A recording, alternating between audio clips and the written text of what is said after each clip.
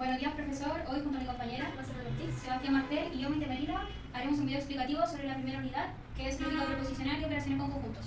Ahora pasaremos a dar una pequeña explicación sobre el tema a tratar. Comenzamos respondiendo qué es la lógica proposicional. La lógica proposicional es una rama fundamental de la lógica que se centra en el estudio de las proposiciones y la relación con sus conectores lógicos. La lógica proposicional es una herramienta útil y aplicada en diversos campos, pasando por las ciencias naturales, la matemática, la ingeniería y entre otros.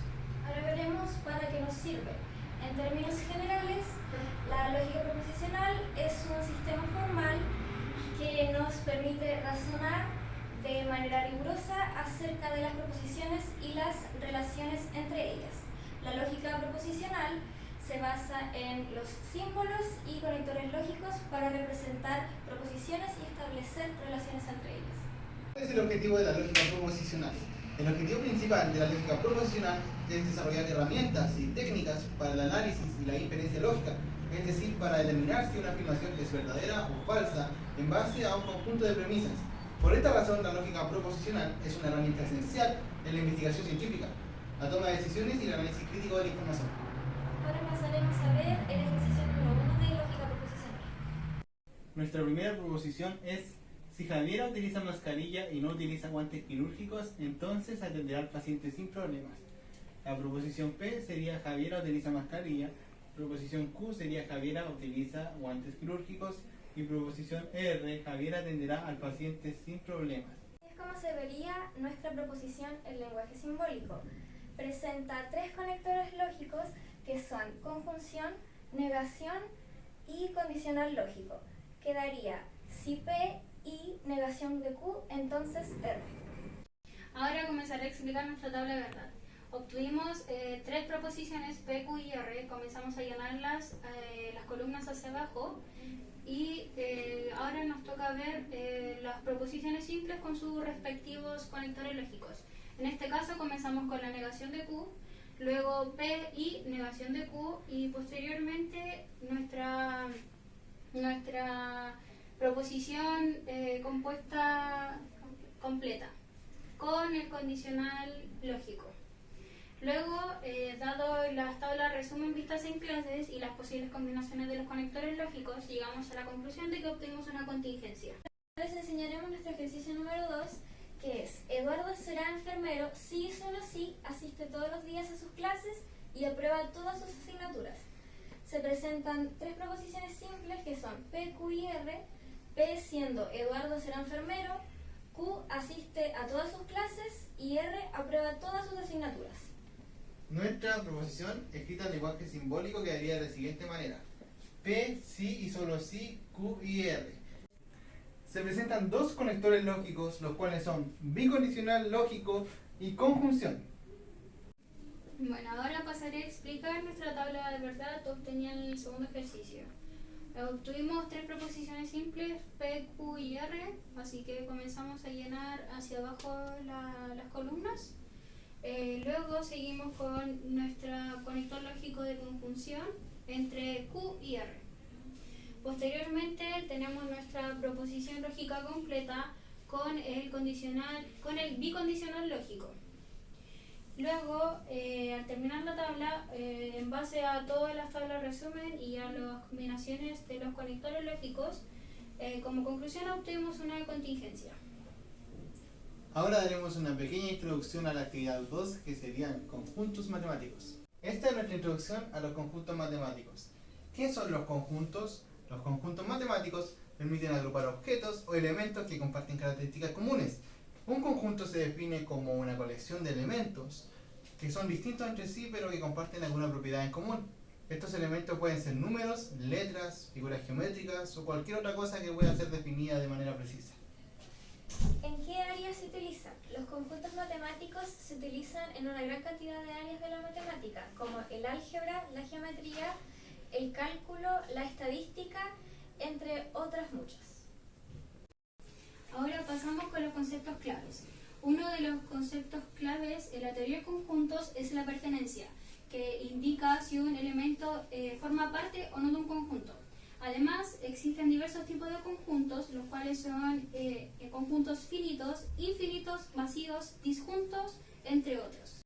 A continuación, vamos a proceder con la lectura y explicación de la actividad número 2. Nuestra primera encuesta se trata de lo siguiente. Cuando sientes dolor de cabeza, ¿qué tipo de medicamentos tomas? Alternativa A, paracetamol, que hemos ejemplificado como P, y alternativa B, ibuprofeno, que hemos ejemplificado como I. Y alternativa C, ninguno, que formaría parte externa de los conjuntos. Acá está la tabla resumen, son 15 personas encuestadas. 5 personas solo escogieron paracetamol, 4 solo ibuprofeno, 3 paracetamol e ibuprofeno y 3 ninguno.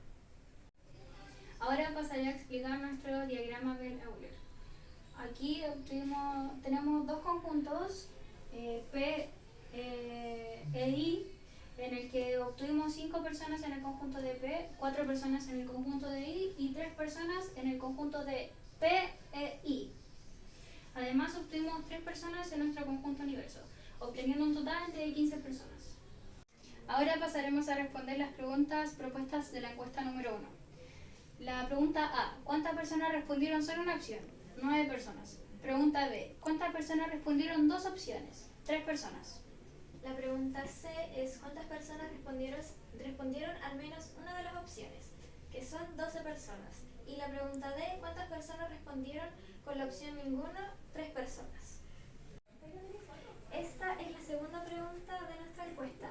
¿Has padecido alguno de estos virus respiratorios? Siendo las opciones A, influenza, B, coronavirus, C, bronquitis y D, ninguno.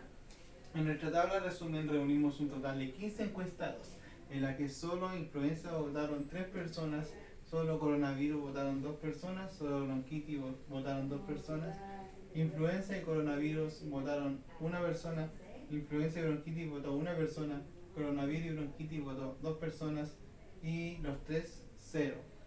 Ninguno votaron 4 personas. Ahora pasaré a explicar nuestro diagrama Venn-Euler.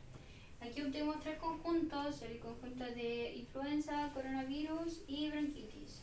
En el de influenza, solo influenza obtuvimos 3 personas, en el de solo coronavirus 2 personas y en el de bronquitis 2 personas.